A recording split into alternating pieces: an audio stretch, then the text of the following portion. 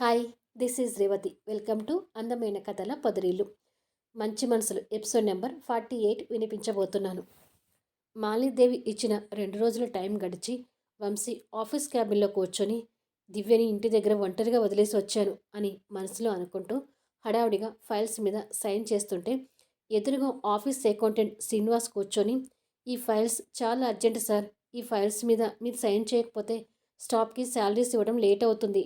అందుకే మిమ్మల్ని రమ్మన్నాను. ఏదైనా అర్జెంట్ ఉంటే ఈ ఫైల్స్ మీద సైన్ చేసి వెళ్ళండి సార్ అని అంటాడు. అప్పటికే వంశీ సైన్ చేయడం పూర్తి చేసి చైర్లో నుంచి లేచి, నేను త్వరగా వెళ్ళాలి శ్రీనివాస్.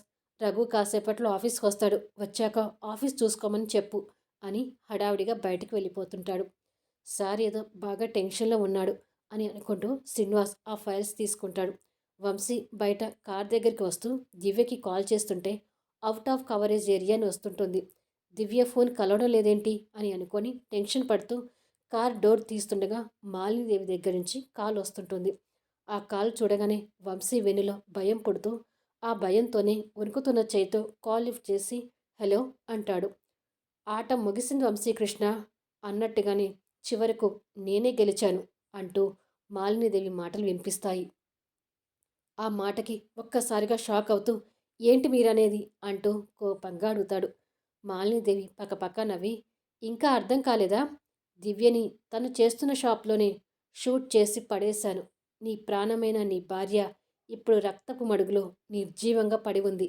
పాపం తనని చూడటానికి గుంపులు గుంపులుగా జనాలు వచ్చిపోతున్నారు అని అంటుండగానే నో అంటూ వంశీ గట్టిగా అరిచి భయంగా ఫోన్ కట్ చేసి వెంటనే కారులో కూర్చొని కారు స్టార్ట్ చేసి వెళ్తూ దివ్యకి ఏమీ కాకూడదు, తన్ని ప్రాణాలతో చూడాలి అని అనుకుంటూ రోడ్డు మీద సిగ్నల్స్ క్రాస్ చేస్తూ టెన్షన్తో చెమటలు పట్టిన మొహాన్ని తుడుచుకుంటూ ఫాస్ట్గా డ్రైవ్ చేసుకుంటూ వెళ్తుంటాడు. కొద్దిసేపటికి కార్ షాపు ముందు ఆగుతుంది. షాపులో నుంచి జనాలు వచ్చిపోతుంటారు. వంశీ ఆ జనాలను చూసి ఇంకా టెన్షన్ పడుతూ నెమ్మదిగా కార్ దిగి లోపల దివ్యని ఏ పరిస్థితిలో చూడాల్సి వస్తుందేమో అనే భయంతో షాప్ మెట్లు ఎక్కుతుంటాడు. పబ్లిక్ ప్లేస్, కాస్త సౌండ్ పొల్యూషన్ ఉన్నా కూడా వంశీకి ఆ సౌండ్స్ ఏవి వినిపించకుండా భయంతో అతని గుండె చప్పుడు అతనికే వినిపిస్తుంటుంది. నెమ్మదిగా షాప్ పై మెట్టు వరకు వెళ్ళి దివ్యని ఏ పరిస్థితిలో చూడాల్సి వస్తుందనే భయంతోనే షాప్ లోపలికి తొంగి చుట్టూ చూస్తుంటాడు. అలా కొన్ని క్షణాల తర్వాత వంశీ చూపు ఒక్క దగ్గర ఆగిపోతుంది. వెంటనే ఆ కళ్ళల్లో ఆనందం కనిపిస్తుంది. దివ్య కస్టమర్స్తో నవ్వుతూ మాట్లాడుతూ తన డ్యూటీలో తను ఉంటుంది. దివ్యని అలా చూసిన వంశీకి ప్రాణాలు తిరిగి వచ్చినట్టు అవుతూ ఆనందంతో దివ్య దగ్గరికి వెళదామని అడుగు తీసి ముందుకు వేయబోయేసరికి ఫోన్ మళ్ళీ రింగ్ అవుతుంటుంది. ముందుకు వెళ్ళబోయిన వంశీ ఆగి భయంతోనే ఫోన్ తీసి చూస్తాడు. మాలినీదేవి దగ్గర నుంచి కాల్ వస్తుంటుంది. ఆ భయంతోనే దివ్య వైపు చూసి తిరిగి ఆ ఫోన్ వైపు చూసుకొని ముందలకు వెళ్లకుండా స్టెప్స్ దిగి బయటకు వచ్చి షాపు విండో గ్లాసులో నుంచి ఒక పక్క దివ్యని గమనిస్తూ ఫోన్ లిఫ్ట్ చేస్తాడు. మాలినీదేవి నవ్వుతూ ఎలా ఉంది శాంపిల్ అని అడుగుతుంది. తన మాటలో భావం తొందరగా అర్థం చేసుకోలేక వంశీ మౌనంగా ఉంటాడు. ముందే నీకు దివ్య చావుని శాంపిల్ చూపిద్దామని అలా చెప్పాను వంశీ. ఇప్పుడు షాపులో ఉండి అందంగా నవ్వుతున్న దివ్యని చివరిసారిగా చూసుకో. ఎందుకంటే ఇప్పుడు నీకు చూపించిన శాంపిల్ కాసేపట్లో నిజం కాబోతుంది కాబట్టి అని అంటుంది. వంశీ భయపడుతూ మాలినీదేవి ఇక్కడే ఎక్కడో ఉండి దివ్యని గమనిస్తుందని అర్థమై చుట్టూ పరిశీలిస్తూ మీరెక్కడ ఉన్నారు అని అడుగుతాడు. మాలినీదేవి నవ్వి నీకు ఎదురుగా ఉన్న బిల్డింగ్ పైన ఉన్నాను అని అంటుంది.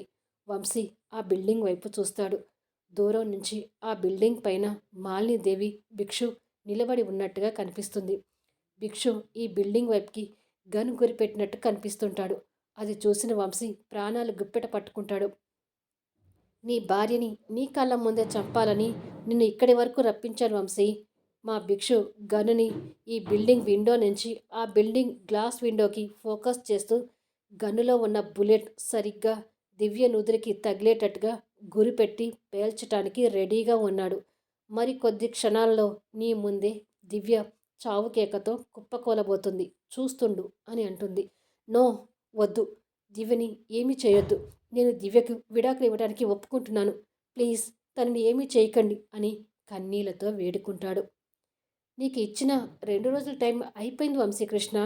కానీ నీ నిర్ణయం చెప్పలేదు. అందుకే దివ్యని చంపాలని నేను నిర్ణయించుకున్నాను అని అంటుంది మాలినీదేవి. లేదు మేడం, ఇదే నా నిర్ణయం. నేను దివ్యకు విడాకులిచ్చి తనకు దూరంగా వెళ్ళిపోతాను. దయచేసి తనని ఏమీ చేయకండి ప్లీజ్ అంటూ రిక్వెస్ట్ చేస్తాడు వంశీ. నీ నిర్ణయం ఇంత లేటుగా చెప్తే ఎలా ఒప్పుకుంటాను అని అంటుంది. అలా అనకండి మేడం. నా కారణంగా ఆ అమాయకురాలు చనిపోకూడదు. తనని వదిలేయండి. మీరు కోరుకున్నట్టే దివ్యకు విడాకులు ఇస్తాను అంటాడు. మాలినీదేవి అనుమానపడుతూ, దివ్యని విడాకుల కోసం ఎలా ఒప్పిస్తావో ఆలోచించి నిర్ణయం తీసుకొని చెప్తున్నావా? లేక ఇప్పుడు దివ్యని చావు నుంచి తప్పించడానికి నాకు ఏవో కబుర్లు చెప్పి నన్ను మోసం చేయాలని చూస్తున్నావా అని అడుగుతుంది. లేదు మేడం, నేను నిజమే చెప్తున్నాను. దివ్యని డివోర్స్ కోసం ఎలా ఒప్పిస్తాను అనేది మిమ్మల్ని కలిసి మీతో చెప్తాను. మీతో మాట్లాడటానికి అవకాశం ఇవ్వండి అని అంటాడు. మాలినీదేవి ఆలోచిస్తుంటుంది. అది గమనించిన వంశీ, నన్ను నమ్మండి మేడం. దివ్య నాతో లేకపోయినా ప్రాణాలతో ఉండాలని కోరుకుంటున్నాను అని అంటాడు. భిక్షు, షూట్ చేయకు, ఆగు అని చెప్తుంది. అలాగే మేడం అంటూ భిక్షు గన్ దింపుతాడు. ఆ మాటలు వంశీకి వినిపించి కాస్త ఊపిరి పీల్చుకుంటాడు. ఈ బిల్డింగ్లోకి వచ్చి నన్ను కలు వంశీ అని చెప్పి ఫోన్ పెట్టేస్తుంది మాలినీదేవి. వంశీ ఫోన్ పెట్టేస్తుండగానే దివ్య వంశీని చూసి బయటకు వస్తుంటుంది. దివ్య వచ్చేది గమనించిన వంశీ కన్నీళ్లు దివ్యకు కనిపించకూడదని ఓ వైపుగా తిరిగి కన్నీళ్లు తుడుచుకుంటాడు. దివ్య దగ్గరికి వచ్చి, ఇలా వచ్చారేంటి వంశీ గారు? ఓ, మీరు షాప్కి వెళ్ళొద్దని చెప్పినా కూడా నేను షాప్కి వచ్చాను ఎందుకా అని అడగడానికి వచ్చారా?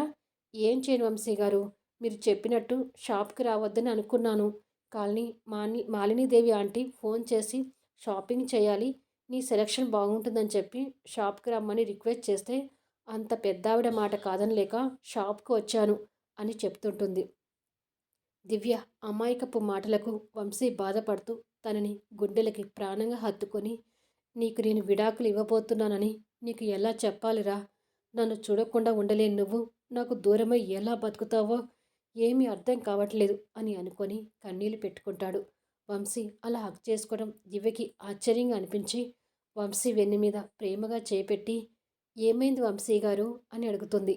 వంశీ సమాధానం చెప్పకుండా అంతే మౌనంగా కంటతడి పెట్టుకుంటూ ఉంటాడు. దేని గురించో బాధపడుతున్నట్టుగా ఉన్నారు, అసలు ఏమైంది మీకు అని అడుగుతుంది.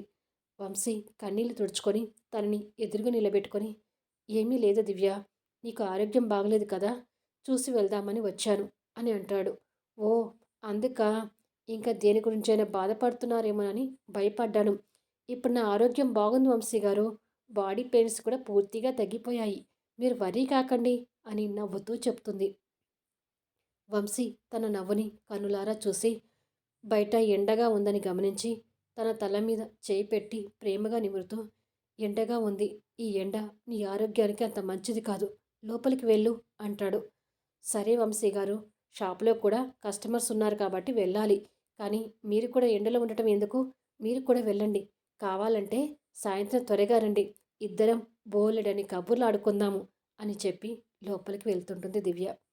దివ్య లోపలికి వెళ్ళే వరకు వంశీ కన్నీళ్లు పెట్టుకుంటూ చూసి మాలినీదేవి దగ్గరికి బయలుదేరుతాడు. వంశీ మాలినీదేవి దగ్గరికి వెళ్ళేసరికి భిక్షు మాలినీదేవి పక్కగా గన్ను పట్టుకొని విండో దగ్గరగా నిలబడి ఉంటాడు. వంశీ దివ్యని చంపబోయిన భిక్షు వైపు కోపంగా చూస్తుంటే మాలినీదేవి వంశీ ముందుకు వచ్చి, డివోర్స్ ఇస్తానన్న తర్వాత కూడా దివ్యని హక్ చేసుకుని వస్తున్నావు, నీ భార్య మీద ఉన్న ప్రేమని వదులుకోబుద్ధి కావట్లేదా అని అడుగుతుంది. నన్ను బెదిరించి నా చేత డివోర్స్కి ఒప్పించారు, కానీ నా మనసులో దివ్య మీదున్న ప్రేమను మాత్రం ఎప్పటికీ దూరం చేయలేరు మేడం అని అంటాడు. మాలినీదేవి నవ్వి, నాకు కావాల్సింది కూడా అదే వంశీకృష్ణ.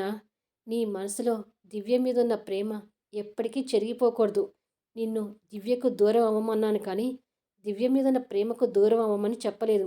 నువ్వు దివ్యని అలాగే ప్రేమిస్తుండాలి. జీవితాంతం తన మీదున్న ప్రేమ కాస్త కూడా తగ్గకుండా అలాగే ఉండాలి. నువ్వు దివ్యని ప్రేమిస్తూనే దివ్యకి డివోర్స్ ఇవ్వాలి. దివ్యని ప్రేమిస్తూనే దివ్యకు దూరంగా ఉండాలి. అప్పుడే కదా బతికి ఉండగానే నరకం అంటే ఎలా ఉంటుందో నీకు తెలిసేది అంటుంది మాలినీదేవి. ఆమె మనస్తత్వానికి వంశీ తనని కోపంగా చూస్తుంటాడు. దివ్యని చంపేసిన నరకం అనుభవిస్తావు. దివ్య బతికుండి తనకు దూరంగా ఉన్న నరకం అనుభవిస్తావు. అందుకే దివ్య బతికుండాలా చనిపోవాలా అనేది నీ నిర్ణయానికి వదిలేశాను. నాకు ఏ నిర్ణయమైనా ఓకే. నాకు కావాల్సింది జీవితాంతం నువ్వు దివ్య ప్రేమకు దూరమై నరకాన్ని అనుభవిస్తూనే ఉండాలి. అప్పుడే నా మనసు శాంతించేది అని అంటుంది మాలినీదేవి. ఆమె మాటలకు వంశీ అసహనంగా ఉండిపోతాడు. ఇంతకీ దివ్యని డివోర్స్ కోసం ఎలా ఒప్పిస్తావో చెప్పు. ఎందుకంటే నువ్వు నిజం చెప్తున్నావా లేక అబద్ధం చెప్తున్నావో తెలియదు కదా. ఇప్పుడు నువ్వు చెప్పేదాన్ని బట్టి దివ్యని చంపాలా వద్దా అని మళ్ళీ నిర్ణయం తీసుకుంటాను అంటుంది మాలినీదేవి. నేను నిజమే చెప్తున్నాను మేడం. మీరు కోరుకున్నట్టే ఖచ్చితంగా దివ్యకి విడాకులు ఇస్తాను అంటూ వంశీ అతని నిర్ణయాన్ని బాధగా చెప్తాడు. నెక్స్ట్ ఎపిసోడ్లో కలుసుకుందాం ఫ్రెండ్స్. ఛానల్ నుంచి వెళ్ళిపోయే ముందు దయచేసి లైక్స్ ఇవ్వండి, కామెంట్ షేర్ చేయండి.